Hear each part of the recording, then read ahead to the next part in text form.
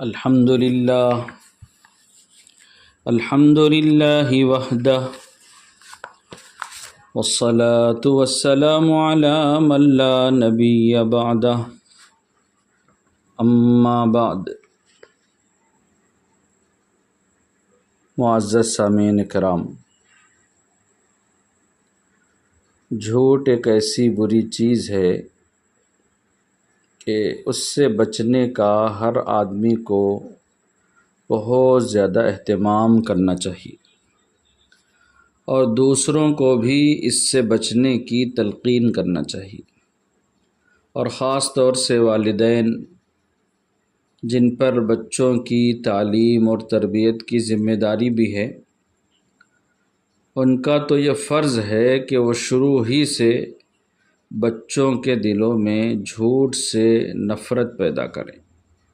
اور اس کی برائی کو بٹھائیں، تاکہ یہ بچے جب بڑے ہوں تو جھوٹ کی برائی ان کے ذہنوں میں رچ جائے، راسخ ہو جائے، اور وہ جھوٹ کو ایک بہت بڑا گناہ، انتہائی بری چیز سمجھیں، اس کو ایک عظیم گناہ سمجھیں، اس سے نفرت کریں اور جھوٹ بولنے سے اپنے آپ کو بچائیں۔ کبھی عام مسلم بچوں کی تربیت اسی انداز پہ ہوا کرتی تھی، اور پورے مسلم معاشرے کا عمومی ماحول ایسا ہی ہوتا تھا، مگر افسوس ہے کہ آج ہم مسلمانوں نے دین سے اتنی لاپرواہی برتی ہے اور اتنا دین سے بے توجہی کا شکار ہو گئے ہیں کہ دینی معاملات میں تربیت کے اس اہم پہلو کو بھی ہم نے نظر انداز کر دیا ہے، اور بجائے اس کے کہ ہم بچوں کے دلوں میں جھوٹ سے نفرت پیدا کرتے، ان کو جھوٹ سے بچاتے، ہم خود نہ صرف یہ کہ بچوں کو بہلانے کے لیے جھوٹ بولنے کے عادی ہو گئے ہیں، بلکہ اپنی عام گفتگو اور روز کی بات چیت میں بھی دن رات بچوں کے سامنے جھوٹ بے دھڑک بولتے رہتے ہیں۔ اور ہم میں سے جو دیندار سمجھے جانے والے لوگ ہیں، اگر وہ عام گفتگو میں جھوٹ نہ بولتے ہوں، مگر بچوں کو بہلانے کے لیے جھوٹ بولنا اور جھوٹے وعدے کرنا، ان کے یہاں بھی یہ کوئی عیب نہیں سمجھا جاتا، اور نہ اس کے جھوٹ ہونے کا، گناہ ہونے کا کوئی خیال دل میں آتا ہے۔ بچوں کو بہلانے کے لیے جھوٹ بولنا کوئی عیب ہی نہیں سمجھتے۔ مثلا جب کہیں جانا ہوتا ہے، بچے بھی جانے کی ضد کرتے ہیں ساتھ میں، یا کوئی چیز لینے کی ضد کرتے ہیں اور روتے ہیں، ستاتے ہیں، تو محض بچوں کو بہلانے کے لیے، پھسلانے کے لیے ان سے کہہ دیا جاتا ہے کہ آج ہمارے ساتھ نہ چلو، فلاں دن ہم تمہیں فلاں جگہ لے کر چلیں گے، یا بچوں کو منانے کے لیے کہہ دیا جاتا ہے کہ ہم تمہارے لیے فلاں چیز لے کر آئیں گے، فلاں کھلونا لا کر دیں گے، فلاں تمہاری پسند کی چیز تمہیں دلائیں گے۔ اس طرح جھوٹ موٹ وعدہ کر لیتے ہیں،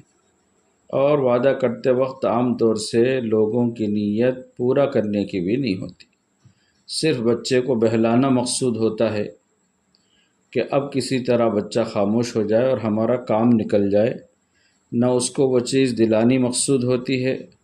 اور نہ اسے وہاں لے جانے کا کوئی ارادہ ہوتا ہے۔ اس لیے یہ بات اچھی طرح ذہن نشین کر لینا چاہیے کہ اس قسم کی باتیں بچوں سے کرنا یہ بھی جھوٹ میں داخل ہے اور شرعی اعتبار سے منع ہے۔ حدیث شریف میں بچوں کو بہلانے کے لیے بھی جھوٹے وعدے کرنے سے منع کیا گیا ہے۔ چنانچہ حضرت عبداللہ ابن مسعود رضی اللہ تعالیٰ عنہ ایک لمبی روایت میں نبی کریم صلی اللہ علیہ وسلم کا یہ ارشاد نقل فرماتے ہیں: الا وإياكم والكذب فإن الكذب لا يصلح بالجد ولا بالهزل ولا بعد الرجل، کہ سنو، جھوٹ سے بچتے رہو، کیونکہ جھوٹ بولنا تو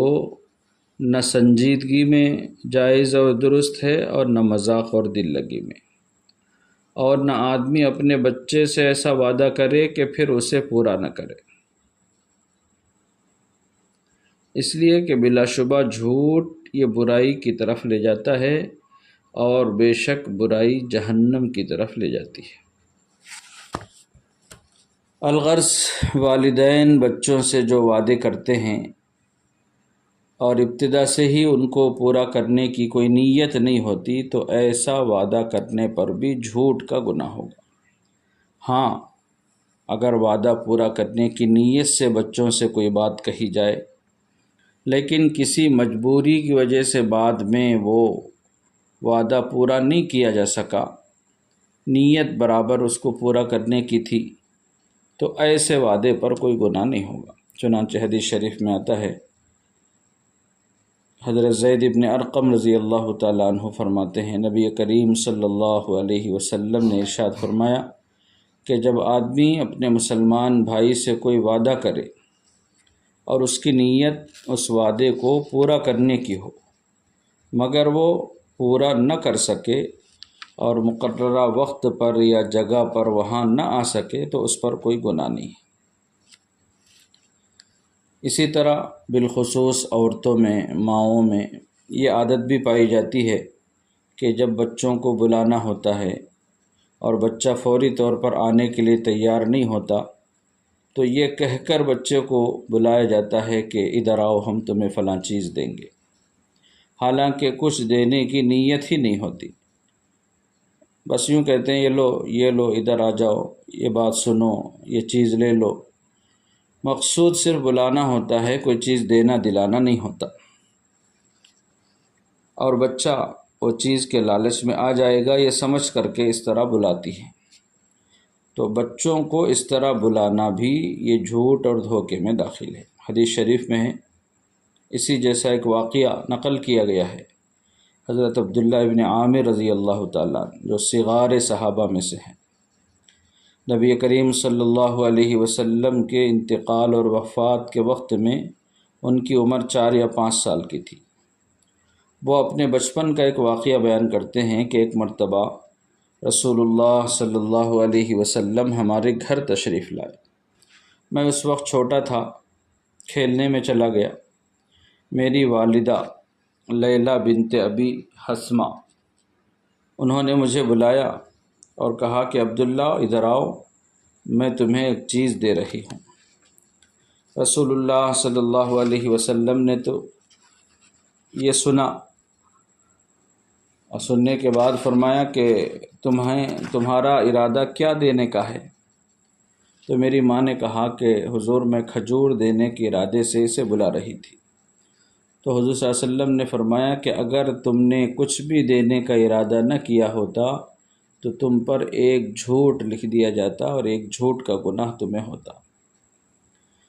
اسی واقعے کو امام ابو داؤد رحمۃ اللہ علیہ نے اپنی سنن کے اندر بھی نقل کیا ہے۔ اس حدیث شریف میں والدین کو یہ سبق دیا گیا کہ وہ بچوں سے کسی بھی حال میں جھوٹ نہ بولیں۔ بچوں کو بہلانے کے لیے، ان کی ضد ختم کرنے کے لیے، کسی چیز کے لانے کا، دلانے کا جو جھوٹا وعدہ ان سے کیا جاتا ہے، اس سے بچنا انتہائی ضروری ہے، کیونکہ بچوں کی نفسیات اور ان کے اخلاق پر اس کا بہت ہی برا اثر پڑتا ہے، اور ان جھوٹی باتوں سے، جھوٹے وعدوں سے بچے کے دل سے جھوٹ کی برائی اور جھوٹ کی نفرت نکل جاتی ہے۔ اس لیے کہ جب ماں باپ اور بڑوں کو بچہ بار بار جھوٹ بولتے ہوئے دیکھ رہا ہے تو آہستہ آہستہ وہ بھی جھوٹ کا عادی بن جائے گا۔ جس طرح بڑے اس سے جھوٹا وعدہ کر کے اسے دھوکہ دے دیتے ہیں، فریب میں مبتلا کرتے ہیں، ایسے ہی بچہ بھی ذرا ہوشیار ہو جائے گا تو انہی کے نقش قدم پر چلتے ہوئے جھوٹ کے ذریعے سے دوسروں کو دھوکہ دینا اور بیوقوف بنانا شروع کر دے گا، اور اس کو وہ اپنا کمال سمجھے گا اور اس کو ایک ہنر بنا لے گا۔ تو اس طرح والدین کی ذرا سی بے احتیاطی کی وجہ سے ایک برا معاشرہ وجود میں آتا ہے، جس میں ہر طرف جھوٹ، فریب، دھوکہ دہی، بے اعتمادی پھیل جائے گی اور سارے معاشرے کے اندر اس کے نقصانات ہوں گے۔ اسی طرح بعض شراح نے اس حدیث کے ذیل میں لکھا ہے کہ بے شک لوگ روتے وقت بچوں سے کسی چیز کے دینے یا کسی چیز سے ڈرانے کے متعلق جو غیر واقعی جھوٹی باتیں کہتے ہیں وہ سب بھی حرام ہیں اور جھوٹ میں داخل ہیں۔ اس سے معلوم ہوا کہ عورتیں جو بچوں کو غیر واقعی چیزوں سے ڈراتی ہیں، مثلا بچہ کھانا نہیں کھاتا، رو رہا ہے، ضد کر رہا ہے،